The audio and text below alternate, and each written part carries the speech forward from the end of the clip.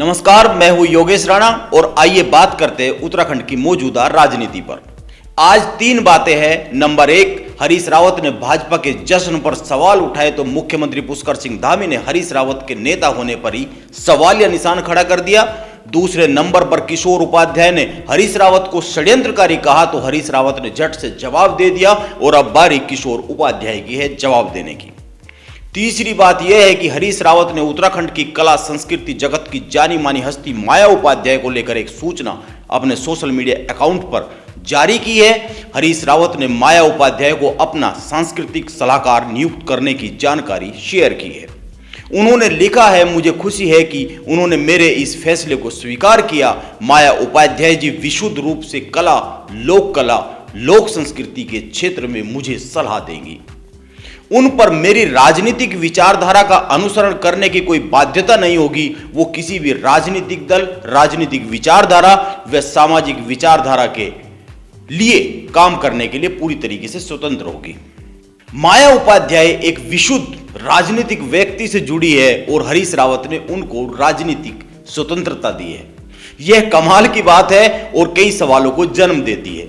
मैं यहां पर 3 सवाल ही कर लेता हूं। नंबर 1, क्या माया उपाध्याय हरीश रावत के साथ राजनीतिक मंच शेयर नहीं करेगी? नंबर 2, क्या माया उपाध्याय के पूरे उत्तराखंड में होने वाले कार्यक्रम हरीश रावत के लिए चुनावी कैंपेन का हिस्सा नहीं बनेंगे? और नंबर 3, जब यह नाता राजनीतिक नहीं है तो क्या यह कॉमर्शियल है? यानी अब माया उपाध्याय हरीश रावत के उत्तराखंडियत के मुद्दे पर जितनी भी बातें कहेगी या करेगी वो एक अनुबंध के तहत होगा।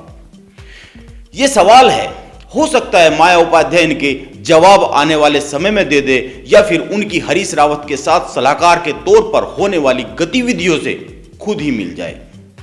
वैसे हरीश रावत द्वारा सलाहकार नियुक्त करने के बाद माया उपाध्याय का जवाब आया है, इस जवाब को भी जान लेना चाहिए। उन्होंने अपने सोशल मीडिया पेज पर लिखा है, सांस्कृतिक सलाहकार नियुक्त करने के लिए हरीश रावत जी का बहुत धन्यवाद। यह किसी से छिपा नहीं है कि आपके द्वारा मुख्यमंत्री रहते हुए संस्कृति, परंपरा, रीति रिवाज, स्थानीय त्योहार, स्थानीय उत्पाद, स्थानीय मेलों के उत्थान और प्रचार प्रसार के क्षेत्र में अनेक कार्य किए गए।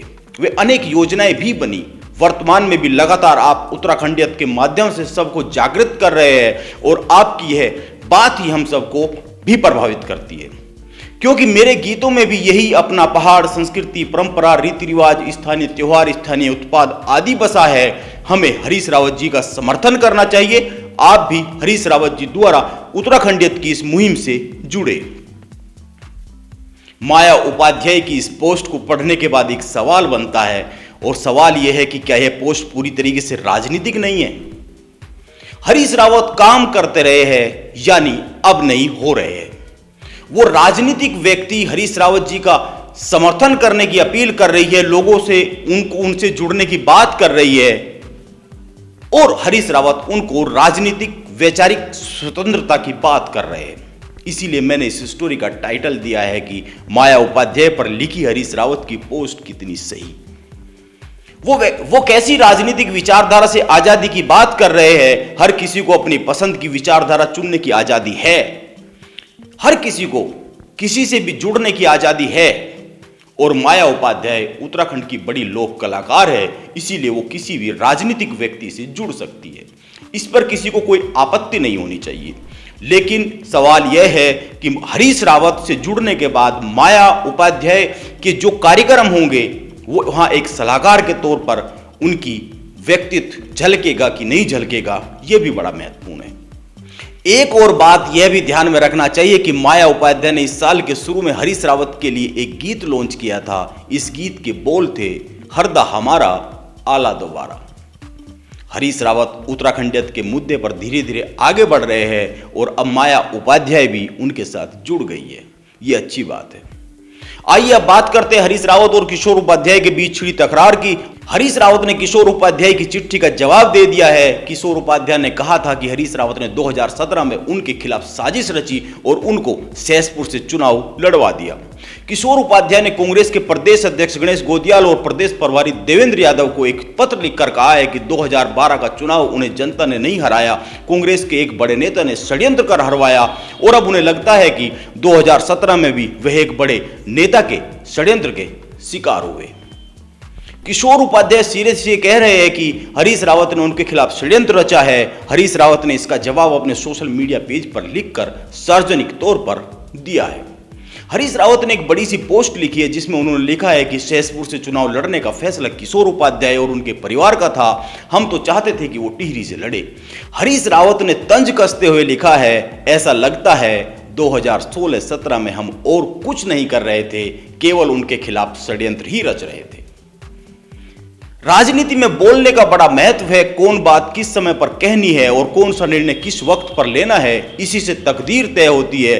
और ये महारथी एक दूसरे का राजनीतिक तौर पर कुर्ता फाड़ने पर उतारू है, वह भी तब जब चुनाव बस एक कदम की दूरी पर खड़ा है। यह कमाल की बात है। और कमाल की बात तो यह भी है कि उत्तराखंड की पवित्र भूमि के लिए मीठे सपने संजोने वाले ये नेता आपसी कड़वाहट का एक घूंट तक पीने की सामर्थ्य नहीं रखते हैं।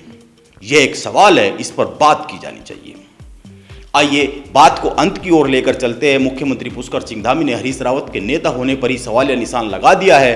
क्यों लगा दिया है? हरीश रावत ने उत्तर प्रदेश के साथ परिसंपत्तियों को लेकर किए गए समझौते पर सवाल उठाए।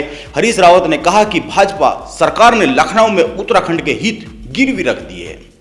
मुख्यमंत्री पुष्कर सिंह धामी ने उनके आरोपों के जवाब में कहा है कि जिस व्यक्ति को उनकी ही पार्टी के लोग नेता नहीं मानते हैं, मैं उनके सवालों का क्या जवाब दूं, क्यों जवाब दूं। उन्होंने इसके आगे भी कहा है, वो बड़ा ही महत्वपूर्ण है और यह दर्शाता है कि भाजपा 2022 की जंग को किस दिशा में ले जाना चाह रही है। पुष्कर सिंह धामी ने इसके आगे कहा है, अगर कांग्रेस मुझसे सवाल करेगी तो मैं जवाब दूंगा। पुष्कर सिंह धामी की इस बात के मायने समझना जरूरी है। हरीश रावत को कांग्रेस ने मुख्यमंत्री का चेहरा घोषित करने से मना कर दिया है और किशोर उपाध्याय श्रेणी के नेता उनको षड्यंत्रकारी बताते हैं। क्या इसलिए पुष्कर सिंह धामी कह रहे हैं, मुझसे कांग्रेस सवाल करे तो मैं जवाब दूंगा?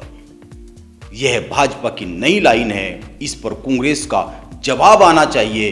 अब कांग्रेस इसका क्या जवाब देगी यह तो कहा नहीं जा सकता है, वह भी उस परिस्थिति में जब उत्तराखंड में कांग्रेस का मतलब ही हरीश रावत है और भाजपा हरीश रावत से नहीं कांग्रेस से मुखातिब होना चाह रही है। नमस्कार, कल फिर मिलते हैं।